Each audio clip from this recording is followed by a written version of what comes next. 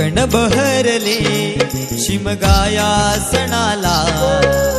आस लागली आई तुझे रूप पाहण्याला